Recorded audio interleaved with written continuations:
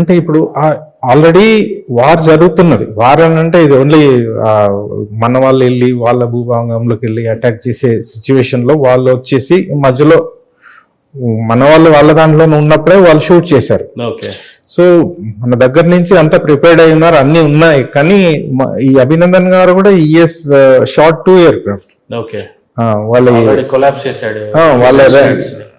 F-16 ఏవైతే US jet fighters ఏవైతే ఉన్నాయో F-16 చాలా అడ్వాన్స్డ్. సో ఈ MiG-21 అనేది 1960s లో వచ్చిన ఎయిర్క్రాఫ్ట్ అది. కానీ మెయిన్ ఎక్కడనంటే ఇష్యూ, మీ దగ్గర F-16 ఉండొచ్చు, రఫాల్ ఉండొచ్చు, the pilot is the most important. అతని ఎఫిషియన్సీ ఏంటి అని అన్నది. సో అది ఇంపార్టెంట్. ఇప్పుడు బలంగా ఉండంగానే కాదు కదండి, తెలివి ఉండాలి, అది ఉండాలి, ఎట్లా అయ్యింది అనేది. సో ఆ తెలివి అంతా మన ఇండియన్ పైలట్స్ కి ఉన్నది, పాకిస్తాన్ వాళ్ళకి ఉండదు. అది ఆ సిచ్యువేషన్ లేదు. సో అట్లా ఏంటంటే F-16 అయినా కానీ 2 F-16 కులగొట్టినా గానీ సో వాళ్ళు ఏం కాలేదు, మా అన్ని ఉన్నాయి అని అన్నారు. అక్కడ యుఎస్ కి అక్కడ వాళ్ళు ఇది చెప్పాలి, ఆన్సర్ చెప్పాలా.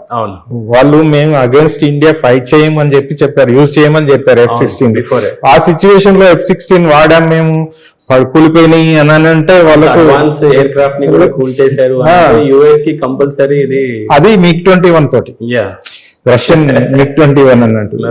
సో ఆ సిచ్యువేషన్ లో నిజంగా అందరూ మొరాల్ అప్పుగా ఉంది.